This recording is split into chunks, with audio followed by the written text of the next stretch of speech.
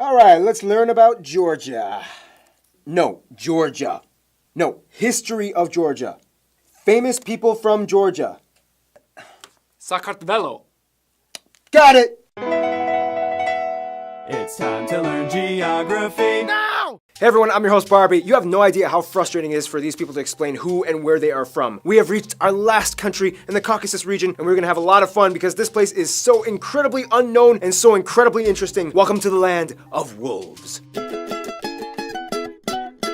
Now ask a random person on the street where Georgia is on a map. 80% of them won't know, 19.3% of them will point to this, and the remaining 0.7% might get it right. For the 99.3% of you normies out there, Georgia is the northernmost Caucasus country located in this quarter slip of land nuzzled between the Black Sea and the Caspian Sea below eastern Russia, with Turkey and Armenia and Azerbaijan to the south and east. Now here's where the geographical dilemma commences. Is Georgia in Europe or Asia? Some will argue that it stands east of Turkey, which is kind of seen as like the gateway to Asia, but culturally it identifies closer with Europe. Ultimately, I guess you can conclude that it's kind of like both in one. It's a bunch of white people in Asia. Or Caucasians.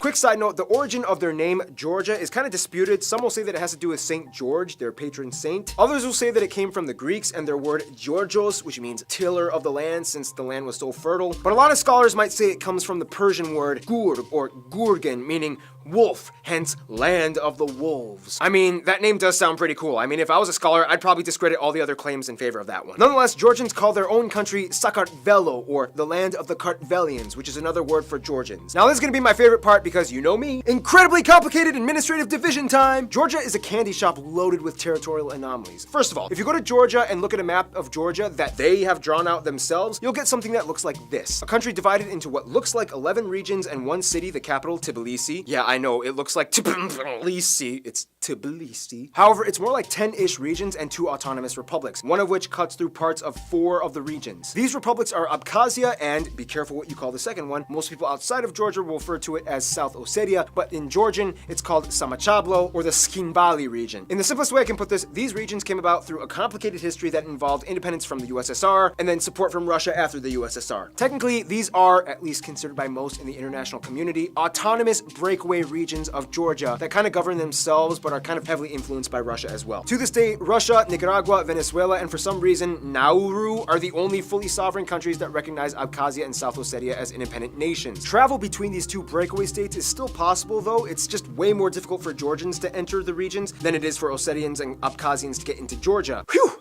So anyway, aside from all that, Georgia is an incredibly vivacious yet rustically refined nook hidden away in the mountains hard to get to.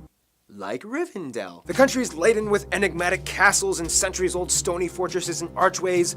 Like Rivendell. As well as an abundance of monuments and statues with the curiously fascinating, curvy, wispy script written all— okay, this is freaking me out! No, but seriously, Georgia is a very rock and stone type of country. They love rocks. The largest cities and airports are, of course, in the capital, Tbilisi, Kutaisi, and Batumi. Tbilisi is a bustling city with the stone and mortar Nadikara fortress looming above on a hill. Batumi, though, is kind of like the fun city on the Black Sea with a more youthful flair and bold, sharp, dynamic architecture. All adjacent to the famous Batumi stone beaches. I'm telling you, they love stones. Some notable sites would include places like the Gori Fortress with the statues of the 8 warriors, or the Katski Pillar, a limestone monolith with a single church on top, only accessible by climbing. And finally, castles, castles, castles everywhere you go. Notable ones like Rabati, Khinkani, Aspinza, and Ninos Minda, all of which are made of, you guessed it, stones. There's more to this country than just stones, I promise. All right, let's discuss that.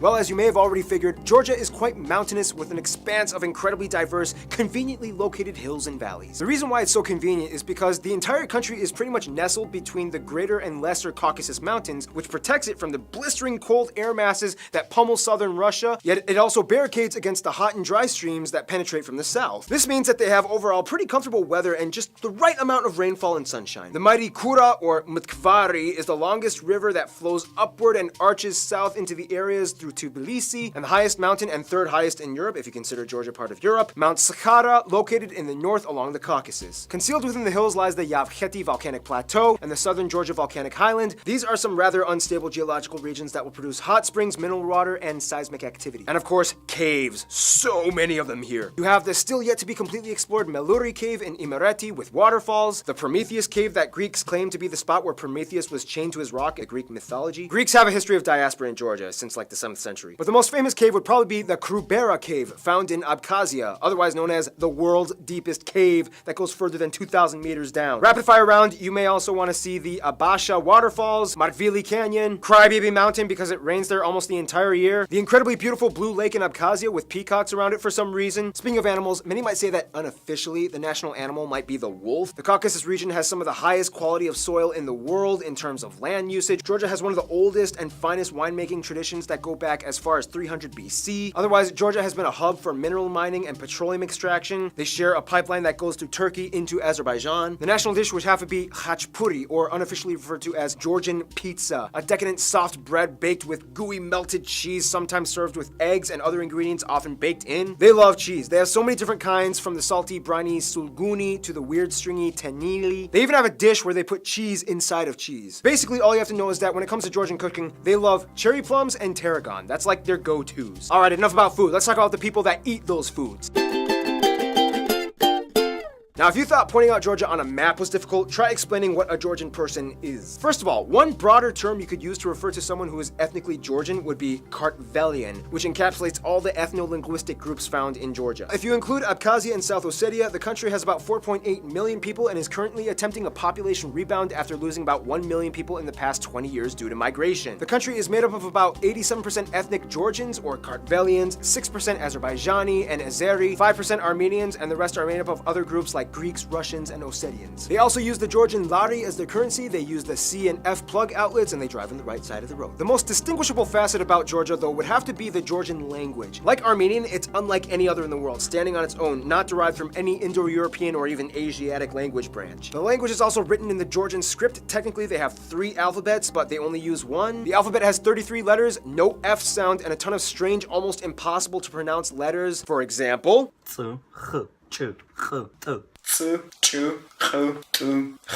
thank you to those geography peeps, you guys rock. Keep in mind though, there are other Kartvelian minority languages spoken in Georgia as well, such as Magrelian and Svan in the west and partially in Abkhazia, as well as Laz in the south. Abkhazia and South Ossetia each have their own distinct languages and cultures that contrast with Georgia, although Georgians like to think that Abkhazians are basically just Georgians that speak a different language. The Abkhazian people write in the Cyrillic alphabet, and the Ossetians are actually a Christian Iranian-based ethnic group that inhabited the area. Keep in mind, I said Iranian, not Persian. Not all Iranians are Persians. Just keep that in mind. Now, we don't really have time to explain the complete history, but basically, all you have to know is that in the 3rd century BC, some dude named King Parnavaz of Kartli united all the Kartvelian-speaking tribes in the Caucasus area, hence creating what was essentially the first proto-Georgian nation. From there, you had Romans, Persians, Arabs, Turks, Golden Age, where they had women under the title of king, Mongols, Ottomans, Russians, and finally back to Georgia. Done! The funny thing is, even after 2 millennia of usurping empires, Georgia still maintained and held on to their own distinct identity, refusing to completely assimilate to any outside system. Christianity is the dominant religion, as about 84% of the population adheres to the Eastern Orthodox faith, 10% mostly being Muslim from the Azerbaijani population, and the remainder are mostly Armenian Apostolic or Roman Catholic. Christianity is kind of like a big deal here. Georgia became one of the first countries in the world to adopt Christianity, and as tradition holds, Jesus' disciple Andrew preached the gospel into ancient Scythia, which included the regions that Georgia lies in today. Also, a lady named Saint Nino converted the entire country. Culture-wise, Georgia is kind of strange because it's not quite European and it's not quite Asian. It's its own thing. Georgian polyphonic singing is actually filed under UNESCO's Intangible Heritage List.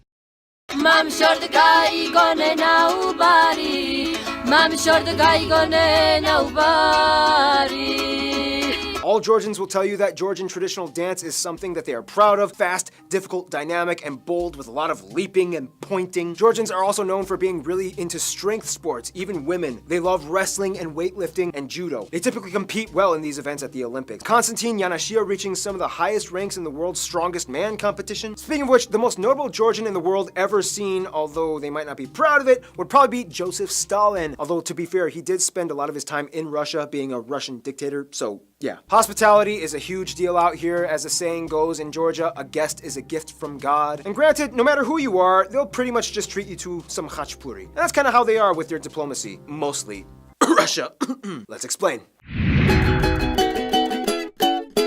In the simplest way I can put this, Georgia is like the Christian country with the most Muslim friends. It's weird because everything is like a high school drama with their neighbors. They get along well with Azerbaijan and Turkey. Trade and travel has been open for centuries. However, the memory of the Ottoman times still lingers ever so slightly. So they keep things at a flat, platonic, cordial level. Armenia kind of like used to be their best friend, but then too many things happened and they kind of decided not to hang out as much. It first started in the 6th century with the Council of Chalcedon, in which they split over secondary Christian doctrine issues. Armenia became Apostolic Orthodox, similar to the Coptic, Syriac, Ethiopian branches, whereas Georgia stayed Eastern Orthodox like the Greeks, Serbians, and Russians, and most of the other Eastern European states. Also keep in mind, Armenia favored Russia after all that drama with Abkhazia and South Ossetia, so that kind of split the divide a little bit more. Their best friends, though, would probably be the Ukraine and the Balkan countries like Latvia and Lithuania and Estonia, even though Estonia is kind of like too busy chatting it up with Finland. All these countries have had the same scenario of dealing with some kind of form of aggression with Russia, and in a sense, bond over the shared calamity. However, there's a strange twist, because even though you would think Georgia's worst nightmare would be Russia, they kind of secretly still kind of a little bit maybe still have a soft spot for them. Each country has family of their own residing in each side and loves to visit each other. Even though politically it looks bad, the general citizens of each country still love each other and look forward to each encounter. Isn't it funny how the general populace of a country is not always directly represented by their government? Shocking. In conclusion, Georgia is an elaborately hidden, rustic yet modernized medieval domain locked away in the secret hidden mountains, caught between two worlds that it refuses to identify with its own vibrant heritage that has stood the test of time on its own, especially that melted cheese bread part. Stay tuned, the big guy, Germany, is coming up next.